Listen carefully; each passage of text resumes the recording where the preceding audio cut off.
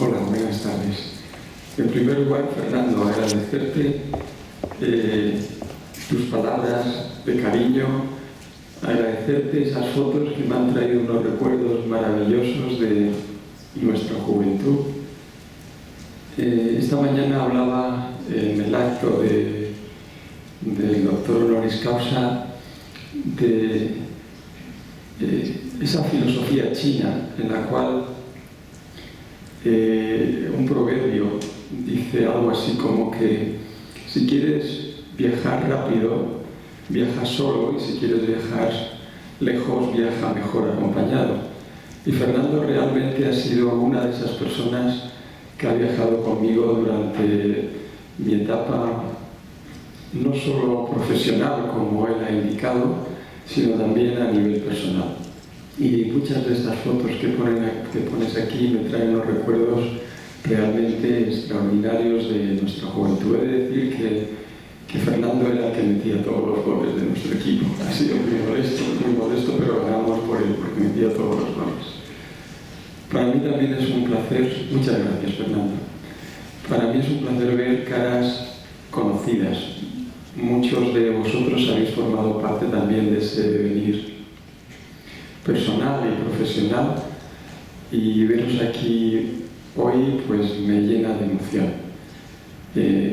Gente que vivimos nuestros estudios, nuestros años académicos juntos, que os veo aquí de nuevo, algunos desde hace muchísimo tiempo, otros he tenido la oportunidad de veros con más asiduidad, y también algunos profesores, algunos los que recuerdo ahora en la distancia mucho mejor que en aquel momento cuando estábamos haciendo los exámenes.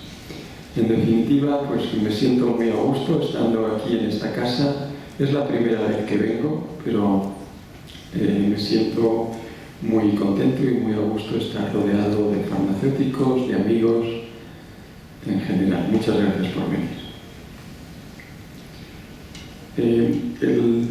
Lo que voy a tratar es de dar una pincelada general de las actividades que realizamos en nuestro laboratorio, que se centran básicamente en esta pregunta de generación de nuestros tejidos. A partir de un cierto momento en nuestras vidas, las células, los tejidos y los órganos dejan de funcionar como funcionaban cuando éramos jóvenes. Y desde hace aproximadamente unos 20 años ha surgido una nueva rama de la biología medicina que denominamos medicina regenerativa, que comprende varios abordajes que sería largo de explicar todos ellos, y que me voy a centrar en tan solo un par de ellos. El primero que ven encima, la terapia celular, que está basado exclusivamente en el uso de células, y el segundo a la izquierda, un abordaje más genético y epigenético para tratar de entender mejor la cuestión de generación de nuestros tejidos y cómo podemos alterar ese proceso. En primer lugar, las estrategias celulares. Y después, si tengo un poco más de tiempo, las estrategias genéticas y epigenéticas. Estrategias celulares. De todos nosotros es conocido que a partir de esa primera célula o cigoto, en el embrión aparecen distintos tipos celulares. Un tipo celular son las células embrionarias, pluripotentes, y a partir de ese momento estas células se van diferenciando en las distintas células que componen nuestro organismo. Aquí podemos ver cómo esa capacidad de multipotencialidad se va restringiendo con el tiempo. Un ejemplo es el caso de las células hematopoyéticas. Son células multipotentes, pero ya no son pluripotentes. A continuación, células que solo son unipotentes, solo saben hacer una cosa, como pueden ser las espermatogonias stem cells. Finalmente, la célula adulta totalmente diferenciada, como podría ser un fibroblasto de piel. Durante los últimos 20 años se ha estado trabajando en todas estas células para tratar de convertirlas en aquellas que perdemos con el tiempo, por la enfermedad o por el envejecimiento. Pero yo diría que las células que nos hemos centrado más nuestra atención es en las embryonic stem cells, que son células que aproximadamente en el 1998-99 se pudieron aislar por primera vez, se pudieron extraer de un blastocisto humano. Son estas células en color naranja que tienen esa capacidad de proliferar continuamente y que las pudimos mantener en una placa Petri fuera del embrión. Y estos 20 años ha sido una historia, yo me atrevería a decir, de éxito, porque esas células, investigadores de todo el mundo trabajando en este campo han conseguido educarlas para que se conviertan en cualquier tipo celular, en células del corazón, células del sistema nervioso, células del hígado, etc. Es algo que yo creo que ni los más optimistas, cuando empezamos a trabajar con estas células embrionarias, hubiéramos pensado que unos años después podríamos generar en el laboratorio lo que la naturaleza ha tardado millones de años en generar.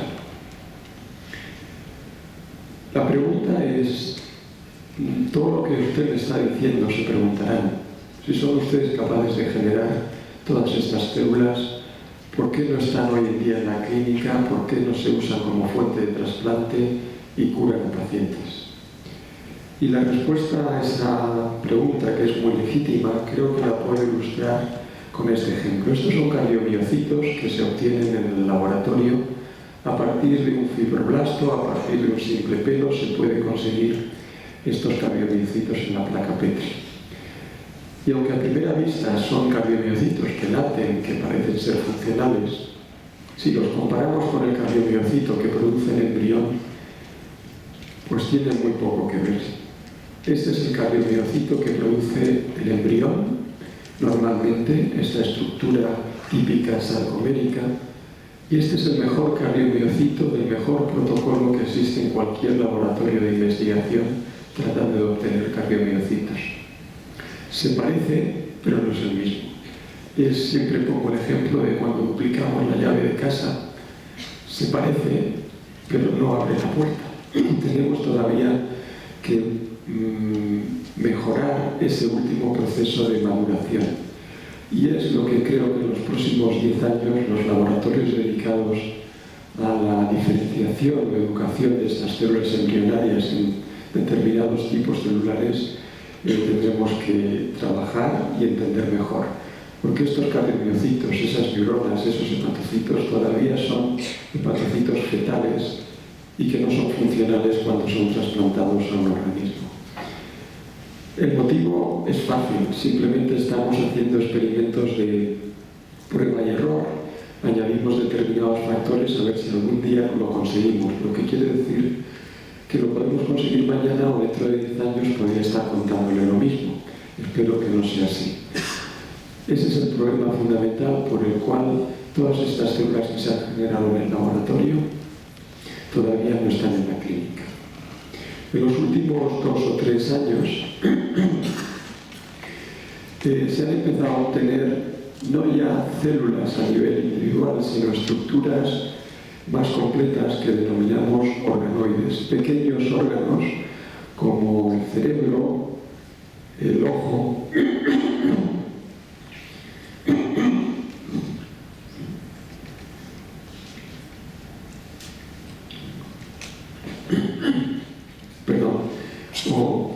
o el riñón.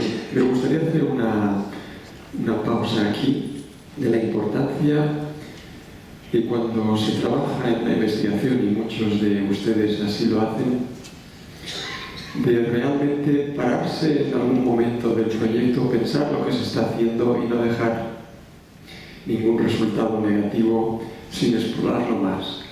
Los organoides, que creo que es una herramienta fundamental para el desarrollo de esta tecnología, surgió de una idea.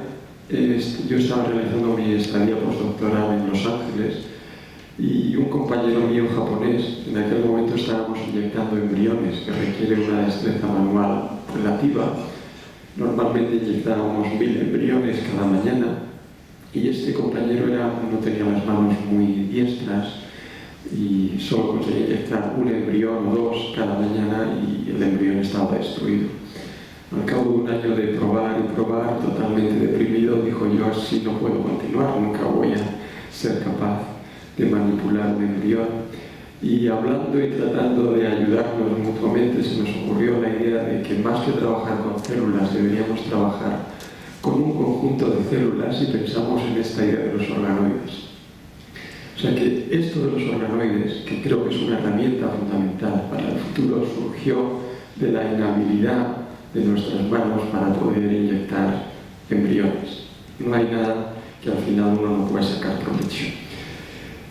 ¿Cuál es el problema para no llevar los organoides a la clínica, para no trasplantar, por ejemplo, 100 mini riñones y que sustituyan a un riñón humano que no está funcionando?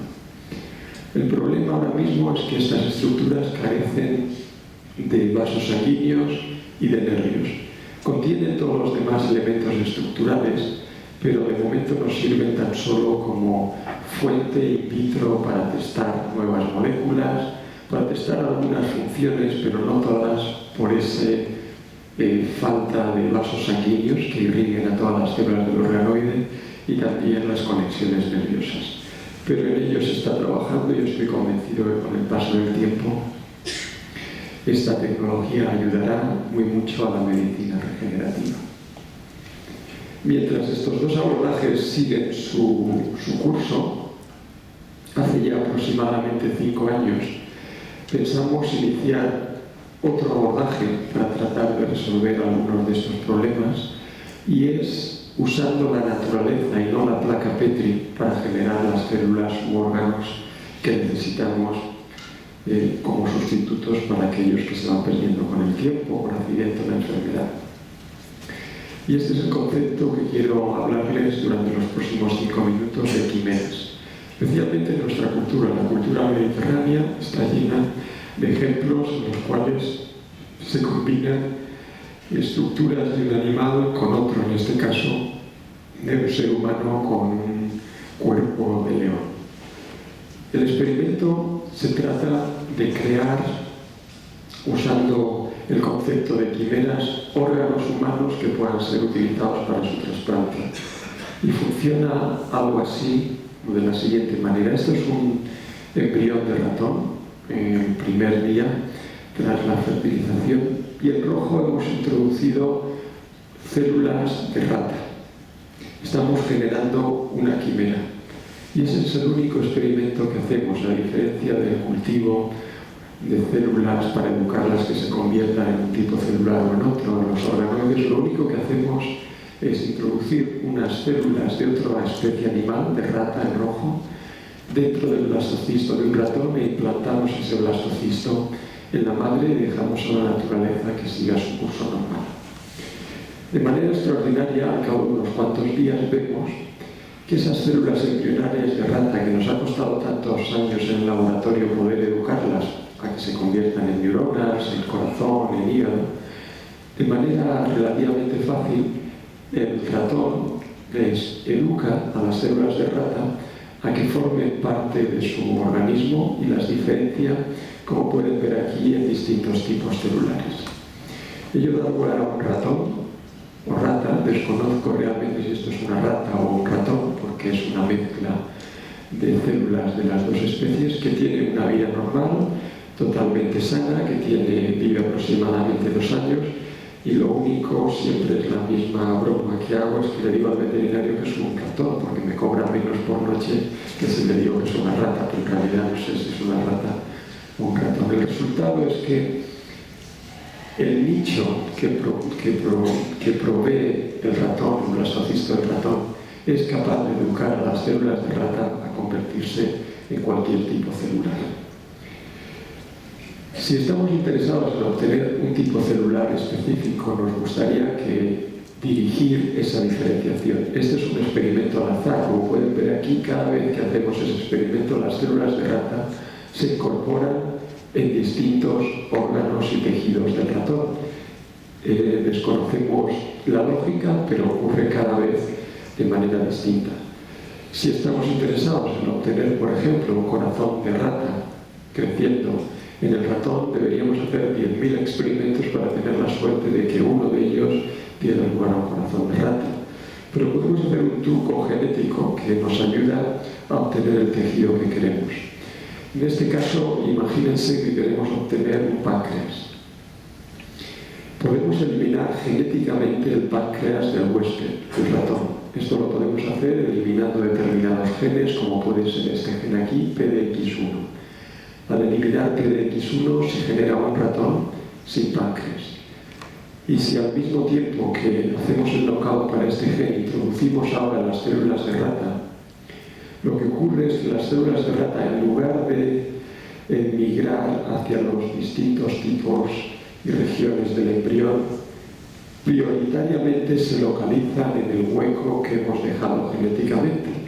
Si hemos eliminado el páncreas, la mayor parte de las células de rata ahora colonizan ese hueco y forman un páncreas. Es decir, es una manera de canalizar esa educación para que formen el órgano en el que estamos interesados. Y eso lo podemos extender a cualquier órgano. Por ejemplo, si queremos obtener un ratón con un corazón de rata, lo que eliminamos es algunos de los genes implicados en la formación del corazón. Aquí pueden ver un embrión de ratón normal y a la izquierda el embrión de ratón donde se ha eliminado el gen que da lugar al corazón. Como consecuencia, el embrión no se desarrolla, pero al introducir las células de rata en rojo, el embrión continúa su desarrollo y forma exclusivamente un corazón de rata dentro del ratón. Lo mismo con el ojo. Si eliminamos el ojo y dejamos este embrión nacer, vemos un ratón con un ojo de rata. Esto lo podemos extender a cualquier órgano, lo que nos dice que realmente sin casi ninguna intervención por parte del investigador, las células embrionarias de rata en el nicho apropiado dan lugar a todos los tipos de órganos.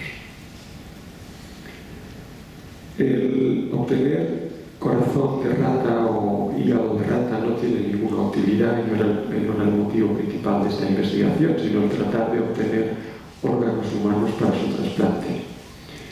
El siguiente experimento, por lo tanto, sería introducir células humanas dentro de un huésped animal como la rata o el ratón. El problema es que el huésped determina el tamaño de la estructura que se forma. Aquí pueden ver a la derecha y a la izquierda un ratón control y una rata control, y en el medio una rata y un ratón quimérico. El órgano que se genera dentro de la rata no va a ser el tamaño del ratón, de las células donantes, va a ser siempre el tamaño del animal huésped y viceversa. El corazón que generemos dentro del ratón no va a ser de un tamaño de corazón de rata, va a ser siempre el tamaño del corazón del huésped. Por lo tanto, introducir células humanas en un roedor sería de poca utilidad porque se generarían órganos mini organoides que no tendrían ninguna utilidad en la clínica. De ahí que decidimos saltar a otros animales que tienen un tamaño de órgano más elevado y más similar al ser humano, como puede ser el cerdo y la vaca. Y les voy a mostrar la mejor diapositiva, el mejor resultado después de más de 5.000 experimentos introduciendo unas cuantas células humanas dentro del cerdo. Como pueden ver aquí, empezamos con 3 o 4 células de color verde en un blastocisto de cerdo. Esas células crecen y al cabo de unos días miramos este embrión de cerdo desde la espalda y vemos miles y miles de células verdes. Esas células verdes pertenecen a las 3 capas germinales, endodermo, ectodermo y mesodermo, con lo cual uno piensa que se podrían diferenciar en cualquier tipo celular que compone el ser humano, pero desafortunadamente la eficiencia no es tan alta como entre la rata y el ratón. Este es el mejor experimento y, como pueden ver, aunque tenemos miles de células humanas creciendo dentro del embrión de cerdo, nunca llegan a formar un órgano como podían hacerlo si fuera entre la rata y el ratón. ¿Cuál es el problema? El problema, así de una manera general, es que el idioma genético que usan el cerdo, la célula del cerdo y la célula humana debe ser muy, muy distinto. y el idioma que utiliza la rata y el ratón debe ser bastante más parecido. Y lo que tendríamos que hacer es tratar de enseñar a las células del cerdo a entender el idioma que usan las células humanas desde el punto de vista genético. En la biología del desarrollo, en los últimos 30 años, sabemos algunas de las palabras del lenguaje genético que son imprescindibles para el desarrollo de un embrión. De ahí que, en colaboración principalmente con expertos en manejo de datos, estamos tratando de entender cuáles son las diferencias en el lenguaje, en esas señales y en esas vías señalizadoras entre una célula humana y una célula de ratón para poder cambiar la célula de cerdo que se parezca y que entienda más a la célula humana. A posteriori, si miramos la distancia evolutiva entre una rata y un ratón, son aproximadamente 21 millones de años, se explicaría por qué el lenguaje entre un cerdo y un ser humano es tan distinto. La diferencia evolutiva es alrededor de 100 millones de años. No solo eso, el tiempo, por ejemplo, de gestación entre una rata y un ratón es 20-21 días, entre el cerdo y el ser humano es 3 meses y 9 meses. Existen muchos parámetros que a posteriori podrían explicar esa eficiencia tan baja de comunicación en todas las células. Y quizás el animal huésped más apropiado para eliminar esas diferencias es el mono. El mono, la distancia evolutiva no es tan alta y de hecho es muy parecida a la que existe entre un mono y el ser humano y el ratón y la rata. De ahí que desde hace 2 años estamos colaborando con investigadores en China para tratar de hacer el mismo experimento que les he mencionado entre las células humanas y el cerdo, células humanas dentro de un mono. Algunos de ustedes se preguntarán, lo que este señor me está diciendo es que en un tiempo determinado tendremos granjas de monos dispuestos a cedernos nuestros órganos para cuando lo necesitemos. Y se preguntarán también, desde el punto de vista ético, si realmente tenemos derecho incluso a hacer ese experimento. El otro problema es el tema económico. Aparte del tema ético, que lo dejo aparte por un momentín, es inviable totalmente. Acuérdense que tarda 9 meses, depende del tipo de mono, pero son muchos meses y solo es una cría, a diferencia del cerdo. Tendríamos que tener tantos monos para tener un reemplazo para cada uno de nuestros organismos, de nuestros órganos, que no es económicamente viable.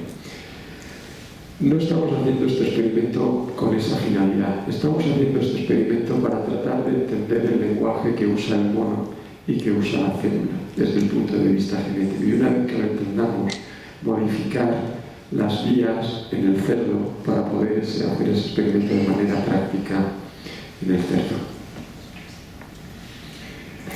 Parámetros que podemos alterar para que la eficiencia sea mucho mejor. En primer lugar, el timing. Les he hablado de que introducimos las células en un estadio del desarrollo embrionario muy temprano. Pero me gustaría indicarles este otro experimento que hice precisamente justo cuando Fernando y María Jesús, más o menos, os unisteis en Heidelberg al laboratorio, fue alrededor del 92, ¿verdad? En el cual lo que estaba haciendo en una etapa postdoctoral, introduje células de ratón dentro de un embrión de pollo, pero ya no en el estadio de blastocisto, sino mucho más tarde, cuando podemos reconocer, por ejemplo, las 2 extremidades. Entre las 2 extremidades, si introducimos células del primordio de la extremidad, se vuelve a generar otra extremidad. Y lo que hice fue introducir células de ratón justo en el flanco, y como consecuencia apareció una tercera extremidad que estaba compuesta por células de ratón y células de ratón y células de pollo. La única diferencia es que funcionaba en el 100% de los casos. Y la distancia evolutiva entre un pollo y un ratón es mucho más alta. lo cual indica que quizás el tiempo en el cual se hacía el experimento tenía importancia. Funcionaba en el 100% de los casos. De ahí que pensamos que realizar el mismo experimento que les he comentado anteriormente, no en el estadio de blastocisto, sino en el momento en el que se está generando el órgano o la estructura que queremos obtener, quizás pueda aumentar la eficiencia.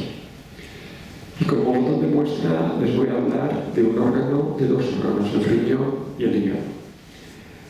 El primordio del riñón aparece en este estadio del embrión humano en un círculo rojo y tiene, cualquier libro de texto nos indica las distintas fases de formación del riñón hasta que llegamos a la nefrona.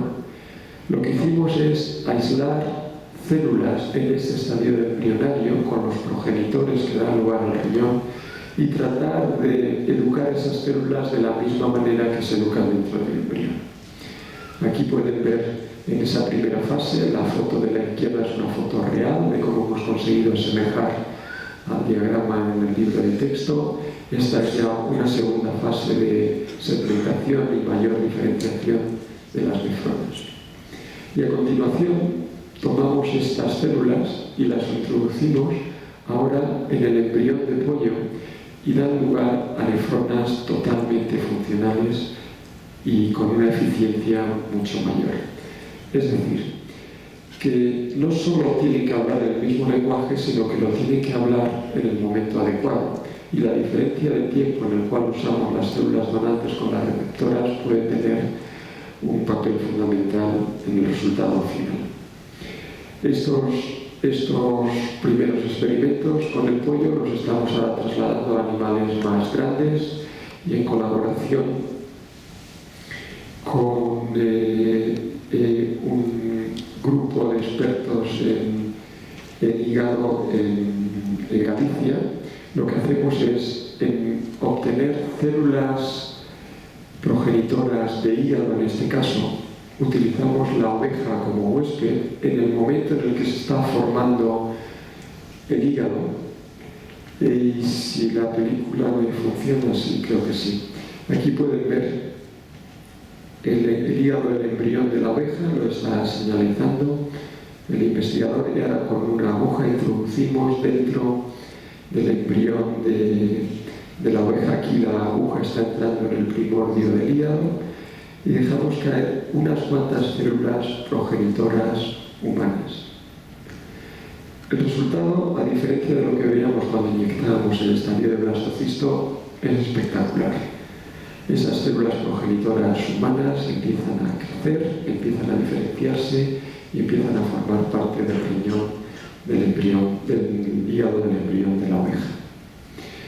Es otro de los factores que creo que influyen en el éxito o no del experimento que les estoy indicando. El concepto que quiero proponer por este y otros muchos resultados es el siguiente. Si miramos a un embrión en los primeros estadios del desarrollo, un embrión de vertebrados, aquí en la base de este dibujo, todos son muy distintos. La gastrulación es muy distinta en todos ellos. Y si miramos justo antes de nacer, podemos diferenciar claramente una tortuga de un ser humano de un ratón.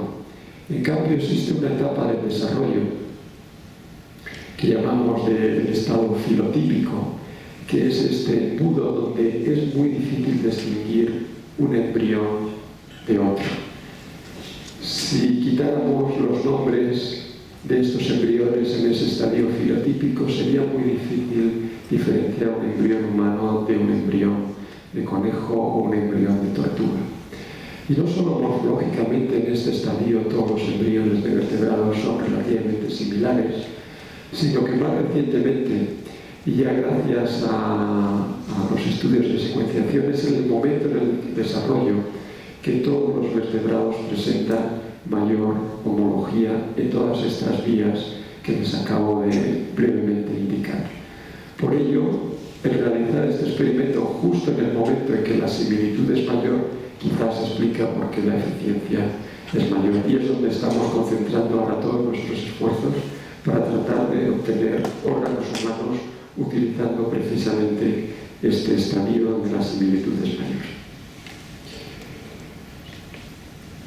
Quería en esta primera parte darles una pincelada de los diversos abordajes en los que estamos trabajando para obtener células, tejidos u órganos que puedan utilizarse para su trasplante. Y como ven, todavía nos falta tiempo, nos falta eficiencia, nos falta seguridad y conocimiento. Y ahora me gustaría, y después volveré a finalizar la parte de las células, me gustaría darles algunos ejemplos de estrategias genéticas y epigenéticas que en mi opinión están mucho más cerca de la clínica que las estrategias celulares. Y les voy a dar dos ejemplos. Uno en el cual podemos intervenir antes de que nazca el organismo y otro cuando la enfermedad está presente, cuando el paciente acude al médico en el estadio adulto y le pregunta al médico cómo me puedo curar. En el estadio embrionario, sabemos que el ADN está compartimentalizado en dos estructuras, en la mitocondria o el núcleo. Mutaciones del ADN en esos dos compartimentos dan lugar a enfermedades. Aproximadamente se han identificado alrededor de 10.000 enfermedades monogénicas, estoy seguro que hay muchas más.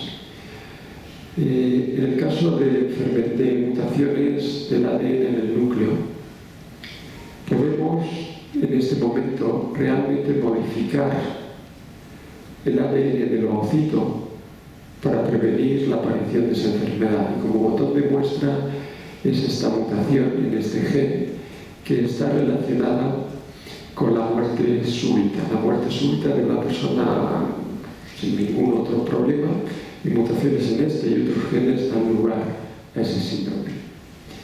Podemos en el laboratorio, una vez que conozcamos la mutación, corregir en el ovocito antes de ser fecundado con el espermatozoide mediante diversas tecnologías esa mutación que da lugar a embriones que o bien todas las células están corregidas o bien algunas de ellas sí y otras no. Y ese embrión se puede desarrollar y es algo que en las clínicas de fertilización in vitro se hace de una manera ordinaria, se puede implantar de nuevo, dará lugar a un niño, una niña, sin la mutación y por lo tanto prevendrá la aparición de ese síndrome en el estadio adulto o cuando ocurra. Este experimento lo realizamos hace aproximadamente 2 años, pero nos paramos en la prueba de concepto. Estos embriones, desde el punto de vista in vitro, cumplían todos los requisitos para que si se implantara la enfermedad no se desarrollara, pero nunca los implantamos. Como saben todos ustedes, hace un par de meses un grupo chino llevó el experimento un poquito más allá e implantó estos embriones. Me gustaría reflexionar con ustedes al final de mi charla qué significa este tipo de avances, estas tecnologías para nuestra especie, para el avance no solo en la salud, sino en general en la especie humana. Quería mostrarles como ejemplo pero estamos centrados en otros varios casos en los cuales podemos entender mejor la enfermedad, corrigiendo esas mutaciones que dan lugar a alguno de estos síndromes y que estoy convencido que nos podrán ayudar a un mejor tratamiento de la enfermedad. Pero, siendo práctico, este tipo de intervenciones requiere que tanto la madre como el padre tengan, depende de la mutación dominante o no, se encuentren y tengan un niño con esa mutación. En la mayor parte de los casos va a ser bastante raro. Lo que no es bastante raro es cuando la mutación se produce en el ADN mitocondrial. Aproximadamente 1 de cada 200 madres tiene y transmite una mutación en el ADN mitocondrial a sus descendientes. Y muchas de estas mutaciones causan síndromes que acaban con la vida del niño en etapas muy tempranas.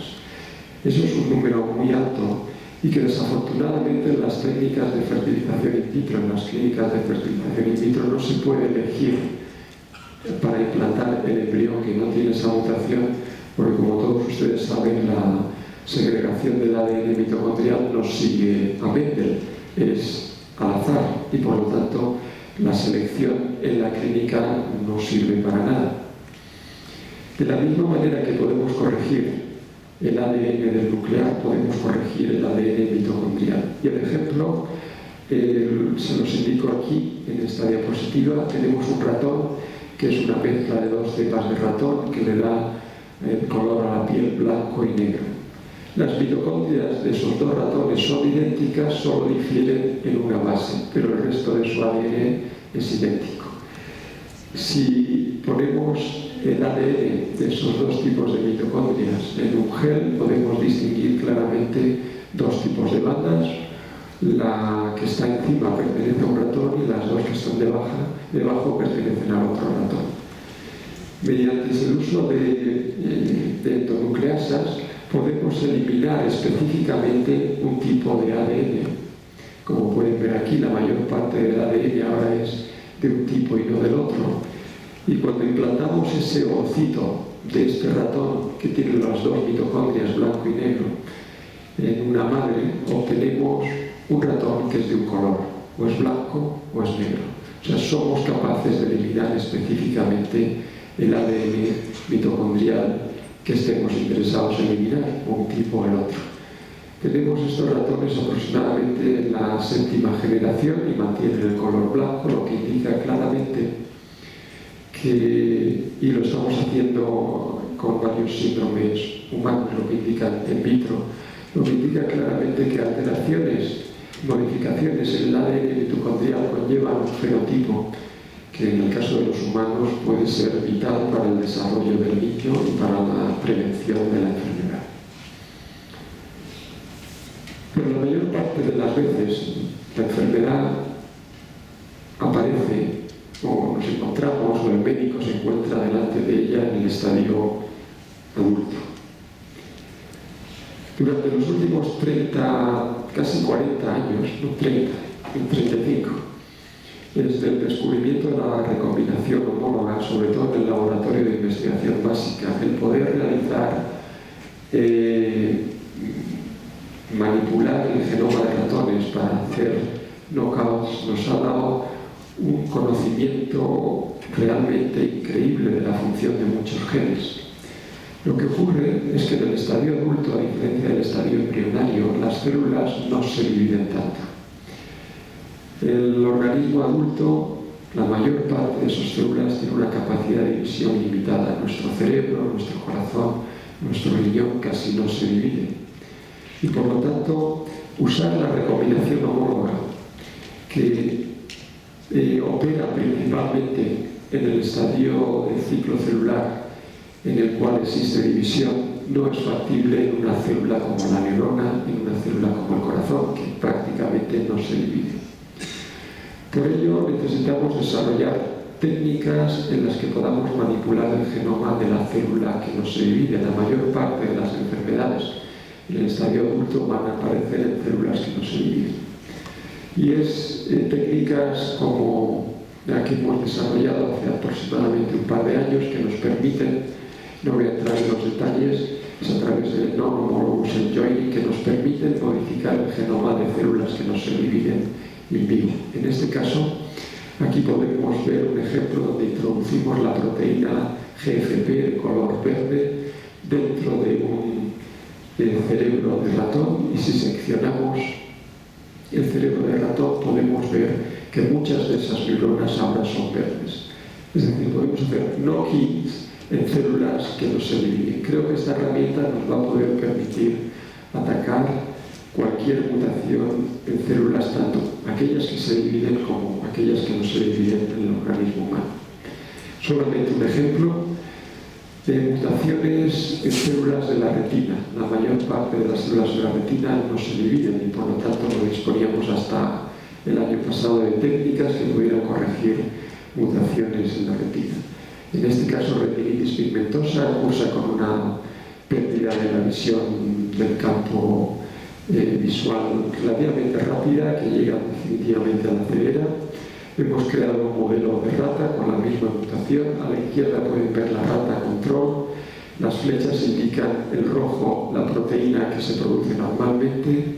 El cuadro del medio no hay rojo, no hay proteína, porque el gen está mutado y tras tratar con esta tecnología podemos ver de nuevo puntos rojos que producen la proteína que permiten ver de nuevo a ese organismo.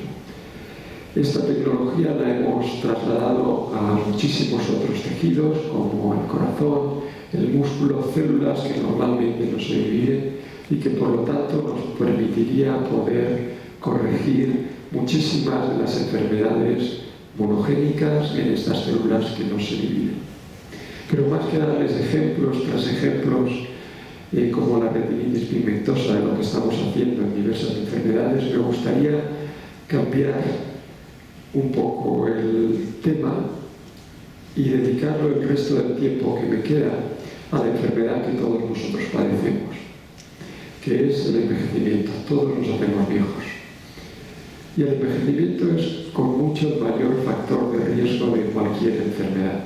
Es a partir de una cierta edad, los 50 años más o menos, cuando la prevalencia, la aparición de enfermedades como el cáncer, enfermedades cardiovasculares, del páncreas, del riñón, etc., es mucho más obvia, como pueden ver en estas gráficas.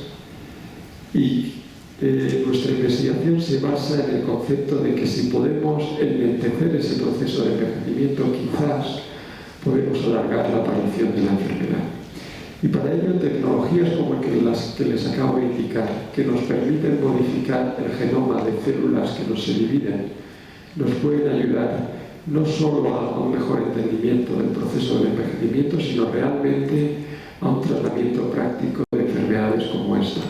En este síndrome, que es un síndrome de envejecimiento acelerado, donde los niños envejecen muy rápidamente y fallecen alrededor de los 16, 17 años, se debe a una mutación específica que principalmente lleva a la muerte de estos niños a problemas en el corazón. El doctor Carlos López Otín ha generado un ratón con la misma mutación que presenta ese envejecimiento acelerado también. Los ratones en el laboratorio, como todos ustedes saben, viven alrededor de 2 años a 2 años y medio. Estos ratones viven alrededor de 3 meses. Y usando esta tecnología, lo que hemos hecho es tratar de corregir algunas células, porque la eficiencia todavía es muy baja. Y hemos sido capaces de corregir esa mutación en muy poquitas células, alrededor de un 1% de las células de este organismo, pero el resultado es realmente espectacular. Como pueden ver aquí en este vídeo, son 2 hermanos, estamos en el mes 3, cuando estos ratones se van a morir. Uno de ellos fue inyectado hace 2 semanas con esta tecnología en la cola HITI y el otro no. Y la diferencia es que uno de ellos va a morir al día siguiente y el otro consigue extender su vida durante muchos meses más. Aún así, solo habiendo corregido alrededor de un 1 o 2% de las células que tienen esta mutación. Desde el punto de vista, este modelo nos permite entender un poquitín mejor ese proceso de degeneración y de envejecimiento, pero también podría ser utilizado como posible tratamiento para aquellas personas que tienen este síndrome o síndromes parecidos que están correlacionados con una mutación específica. Pero aparte de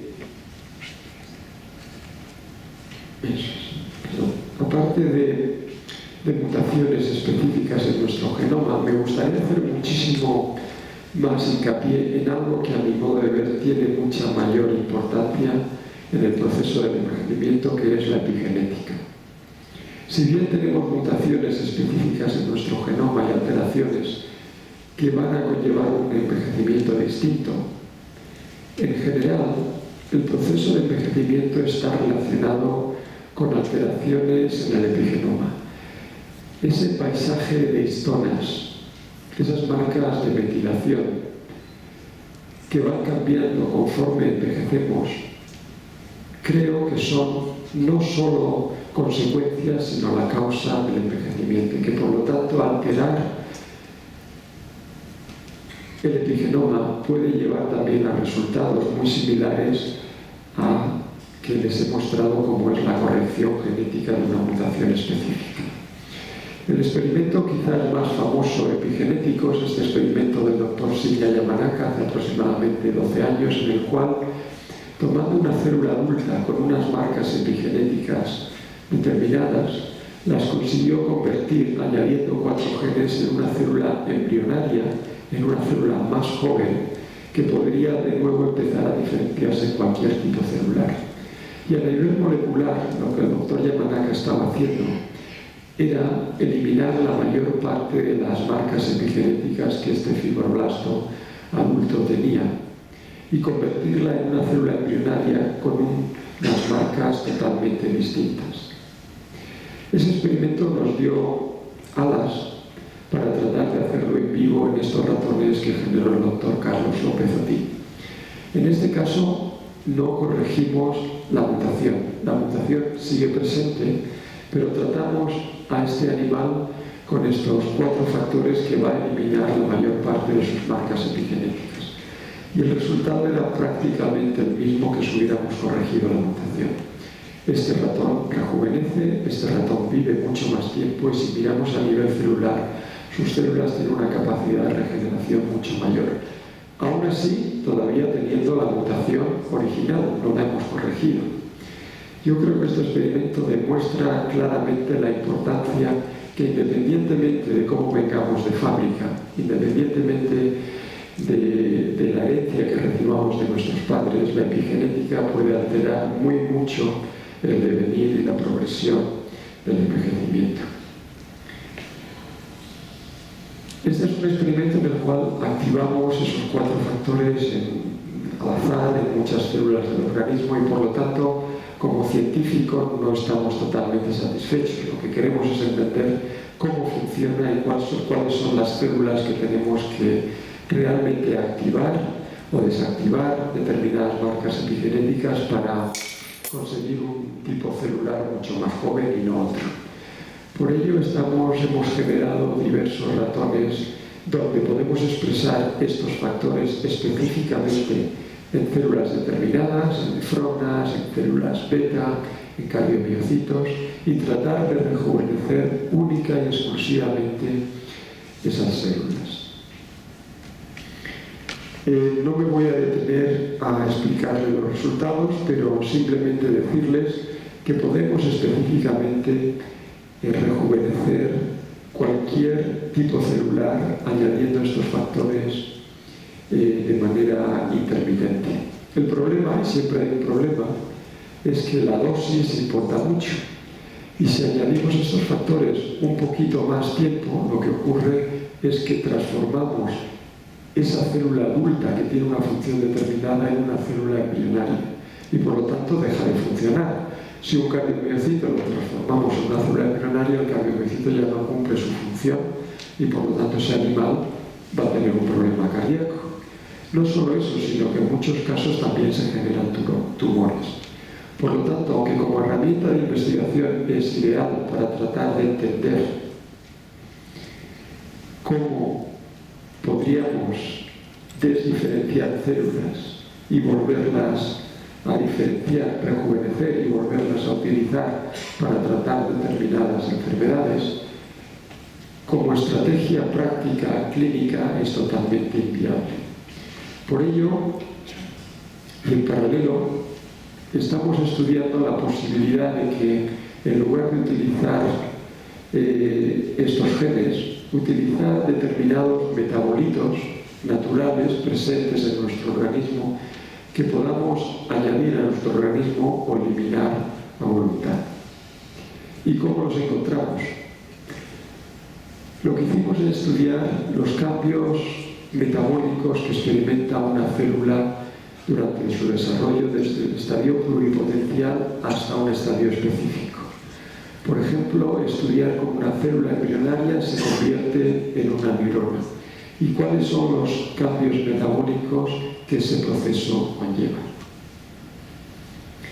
Nos centramos especialmente, y lo hicimos a diversos estadios, pero nos centramos especialmente en un momento en el cual la célula embrionaria empieza a perder todas sus características de célula pluripotente y empieza a convertirse en una célula unipotente. En esos estadios es donde estudiamos el metaboloma de estas células y como consecuencia obtuvimos un fingerprint, un footprint dentro y fuera de la célula de esos cambios metabólicos que tienen lugar durante la diferenciación de una célula específica. Y después, de nuevo, gracias al procesamiento de todos estos datos, hemos conseguido una serie de metabolitos que son cruciales para ayudar a esa célula a diferenciarse en neurona y no en otro tipo celular. Por ejemplo, lo importante es que ese conocimiento de cómo se diferencia una célula pluripotente en una célula omnipotente lo podemos usar ahora a nuestra voluntad para volver la flecha en otro sentido, para desdiferenciar células de una manera distinta a como lo hacía el doctor Yamanaka, utilizando metabolitos que la célula produce naturalmente durante su desarrollo embrionario y que podemos aplicar en determinados momentos o eliminar, como un compuesto químico, como una molécula pequeña, pero en este caso son metabolitos que produce naturalmente la célula durante su diferenciación. Y como ejemplo, aquí tenemos uno de ellos. Estos son astrocitos, una célula ya adulta diferenciada, donde añadimos una mezcla de estos metabolitos naturales que hemos encontrado durante el proceso de diferenciación, y estos astrocitos se convierten en otros tipos celulares. Cuando estudiamos qué son esos tipos celulares, encontramos que ha habido una conversión a células también del mismo linaje, pero menos diferenciadas. Y esos astrocitos ahora podemos encontrar en la placa Petri, que aparte de astrocitos tenemos neuronas, tenemos neural stem cells, tenemos una serie de células mucho más plásticas que las que empezamos. Es decir, que el añadir determinados metabolitos a una célula adulta, y ahora no voy a demostrar en los detalles, es capaz de cambiar su paisaje epigenético, desdiferenciarlas, volverlas más plásticas y de alguna manera rejuvenecerlas. En este caso no creamos tumores, en este caso podemos controlar el experimento mucho mejor. Creo que este abordaje también lo podemos hacer en vivo cuando lo hacemos en un ratón al nacer o en un ratón adulto. Podemos desdiferenciar y convertir células adultas en células mucho más plásticas.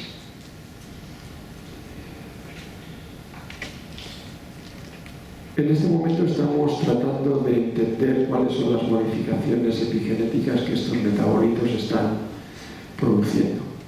Pero todavía, como científicos, no estamos a gusto con el experimento y que lo podemos controlar realmente. ¿Cuáles son las marcas que tenemos que modificar? Sabemos que estos metabolitos modifican algunas marcas, pero ¿cuáles son las que tenemos que modificar y cómo las podemos modificar? Hasta ahora, cambiar los grupos metilos en nuestro genoma, cambiar el paisaje de histonas, se hacía de una manera relativamente inespecífica. Por lo tanto, necesitamos desarrollar técnicas que nos ayuden a modificar un determinado grupo metilo o cambiar el paisaje de histonas en un locus determinado de nuestro genoma. Y esta es la última técnica que les voy a mostrar, que hemos llamado TGA, el nombre no importa. Por ejemplo, distrofias musculares, mutaciones en determinados genes dan lugar a este tipo de enfermedades. Podemos hacer dos cosas: utilizar la técnica que les he mencionado anteriormente, HITI, y corregir esa mutación en el genoma. Pero también podemos cambiar el epigenoma y, aun en presencia de esa mutación, alterar el curso de la enfermedad. ¿Y por qué vamos a preferir esta otra posibilidad y no curar o tratar de modificar la mutación que causa ese síndrome? Porque cuando cortamos el ADN, CRISPR-Cas9 lo que hace es cortar el ADN. El mecanismo de reparación natural de la célula puede, de alguna manera, introducir mutaciones que no podemos controlar o cortar en otras regiones del ADN y generar mutaciones que son totalmente colaterales, pero que pueden ser perjudiciales al procedimiento. Por lo tanto, cortar el ADN no es siempre la mejor solución. En cambio, alterar el paisaje epigenético que se hace de una manera temporal y no permanente, sin cortar el ADN, en principio sería mucho más seguro. Es decir, podemos tratar de corregir la mutación genómica o alterar el paisaje epigenómico. Desde el punto de vista de la seguridad, creo que este segundo abordaje es mucho mejor. ¿Cómo lo hacemos? El locus, el gen que queremos activar o desactivar, podemos llevar estas endonucleasas mediante guías de RNA modificados, no los estándares, pero además de ello añadimos a esa construcción un activador o un represor de transcripción que nos permita controlar la transcripción del gen que queremos controlar. Todo esto utilizamos adeno-associated virus para llevarlo dentro de la célula, y aquí podemos ver, por ejemplo, un ratón con distrofia muscular, ver los músculos realmente disminuidos, no es funcional, estos músculos prácticamente no se mueven, y tras simplemente alterar el paisaje epigenético, en este ratón de la izquierda es el mutante y el de la derecha sigue siendo el mutante, le hemos corregido la mutación, encontramos que la masa muscular aumenta, la fibra muscular es totalmente distinta y esto permite a los ratones ser totalmente funcionales. Pero muchas veces nos encontramos ante situaciones que no es una mutación. Imagínense que anoche nos fuimos de cena y por cualquier motivo no nos sentó bien. Alguna toxina nos afecta al riñón y desarrollamos en un plazo de 2 o 3 días un síndrome renal agudo que puede ser en muchos casos incluso mortal. No estamos generando una mutación por haber comido algo mal anoche. No tenemos que arreglar ninguna mutación desde el punto de vista genómico. Lo que tenemos que hacer es que ese hígado y esas nefronas funcionen de nuevo. Y esta técnica creo que nos permite también así hacerlo. Por ejemplo, si tratamos los ratones con cisplatino a una determinada dosis, sabemos que en un plazo de 3 días el 100% de los ratones se nos va a morir por un síndrome renal agudo. Si le preguntamos a un nefrólogo qué es lo que le está pasando a ese ratón, nos va a decir que está experimentando un proceso de inflamación y de pérdida de nefronas. Sabemos algunos de los genes que están implicados en ese proceso inflamatorio, como IL-10, o sabemos algunos de los genes que en el desarrollo generan nefronas. Con esta tecnología y con la información que nos dice el médico, podemos activar o desactivar estos genes. Y esos ratones, que el 100% de los ratones mueren con esa dosis de cisplatino en un plazo de 3, 4 o 5 días, se convierten en ratones donde el 50% se recupera de ese síndrome renal agudo simplemente cambiando el paisaje epigenético de esos 2 genes. No solo en el riñón, sino en cualquier otra alteración funcional de una célula, siempre que sepamos qué es lo que le está pasando a esa célula, podemos activar o desactivar determinados genes. Las ventajas de esta tecnología, como les acabo de indicar, es que no tenemos que cortar el ADN, que no es permanente. Cualquier alteración que hagamos al cabo de 2 semanas, cuando el síndrome ha dejado de causar un problema, no tenemos por qué seguir manteniéndola, que no tiene limitación en el tamaño de genes que queremos activar o desactivar, que regulamos la expresión de los genes de una manera que se asemeja a los niveles normales de expresión y que lo podemos aplicar en diversos genes a la misma vez. ¿Cómo lo estamos utilizando nosotros? Principalmente estamos usando esta tecnología para tratar de convertir células viejas en células jóvenes. Y para ello necesitamos saber cuáles son las marcas que tenemos que cambiar. No lo tengo porque lo he hablado esta mañana, lo digo brevemente sin imágenes.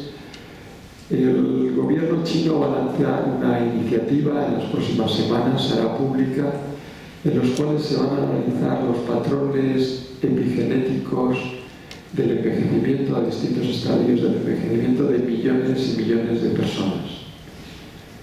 Esa información va a ser fundamental para tratar de entender patrones que nos permitan relacionar un determinado tipo de envejecimiento con un determinado patrón epigenómico. Y el desarrollo de tecnologías como las que les acabo de indicar ahora nos va a poder ayudar a cambiar esos patrones.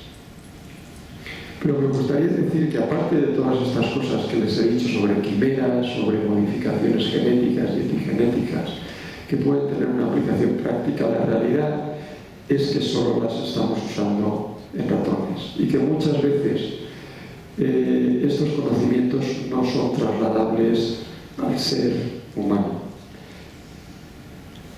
Y la pregunta obviamente es cómo los podemos trasladar, cómo esa ciencia básica que se está desarrollando en muchos laboratorios de investigación, en muchas universidades, cómo se puede trasladar a la clínica cuanto antes. Y siempre acabo mis diapositivas con los problemas que a mi modo de ver creo que tenemos que resolver. En primer lugar, es aumentar la eficiencia y la seguridad de estos tratamientos en el modelo de experimentación animal. Todavía creo que la eficiencia y la seguridad no es la suficiente para trasladarla a la clínica. En segundo lugar, los aspectos éticos y legales. En general, la velocidad a la que se está generando el conocimiento es mucho mayor que la velocidad a la que se generan las regulaciones legales y éticas para poder llevar estos resultados a la clínica. Y como consecuencia, hasta que esto no ocurra, nunca los podremos llevar. Por lo tanto, el desarrollar y el tratar de informar a nuestros gobernantes del estado de estas investigaciones, lo que se está haciendo en los laboratorios, creo que es crucial para que lo podamos trasladar a la clínica cuanto antes. El otro aspecto es que no existen las infraestructuras para que hablemos entre el investigador básico, el médico, el farmacéutico que está más en contacto con el paciente. Todos estamos muy ocupados haciendo lo que hacemos, pero hablamos muy poco entre nosotros y por lo tanto esa falta de diálogo nos hace que no nos entendamos. Y eso lo tendremos que mejorar, pero no solo a nivel personal, sino desde luego que existan las infraestructuras para que ello ocurra. Y finalmente, obviamente, la financiación. Acabo con una reflexión, que todo esto está muy bien y que ojalá lo podamos trasladar a la clínica más pronto que tarde, pero también recordarles que todas estas tecnologías no siempre son beneficiosas. La mayor parte de las explicaciones en el mundo biológico desde que apareció la vida en la Tierra hace 4,5 billones de años se podrían explicar con estas dos reglas de Darwin: mutación al azar y selección natural de esas mutaciones. Y algunos de los ejemplos que les he indicado hoy claramente indican que no necesitamos a Darwin, que en el laboratorio podemos realmente no solo ya leer, sino escribir, reescribir, borrar nuestro genoma y nuestro epigenoma. Y que lo podemos hacer no solo en nuestras propias células, sino incluso en las generaciones venideras. Y aunque ello iba a tener, estoy totalmente convencido, un efecto realmente beneficioso, principalmente en el campo biomédico, también puede tener otros efectos no tan beneficiosos y por lo tanto es muy importante que principalmente los investigadores y después los clínicos seamos los transmisores de esa información a la sociedad para que todo este conocimiento se utilice y se regule de manera que al final solo sea beneficiosa y no deleteria para la humanidad, porque no solo podremos cambiar nuestro genoma, nuestro epigenoma para corregir enfermedades, sino que también podríamos cambiar nuestro genoma y epigenoma para cambiar el curso natural de la evolución de la especie humana. Y la diapositiva más importante de todas, que es las personas que están detrás de todo este trabajo. Tengo el orgullo de tener investigadores en mi laboratorio de todas las partes del mundo y siempre estoy muy contento de tener investigadores de nuestro propio país. Algunos de ellos incluso trabajando aquí en la Universidad de Valencia. Y es gracias a ellos, a una profesión que hablaba esta mañana o esta tarde con Teresa, que desafortunadamente quizás no es la más atrayente para la juventud, pero veo muchas caras jóvenes aquí y eso me alegra porque creo que vosotros, los más jóvenes, tenéis un futuro realmente delante de vosotros increíble, y cómo estas tecnologías sois vosotros los que realmente los vais a trasladar o no trasladar apropiadamente a la clínica. Muchas gracias por estar aquí, por ese interés, y a todos vosotros, muchas gracias por vuestra paciencia, vuestra atención, y encantado de responder a alguna pregunta si las hay. Gracias.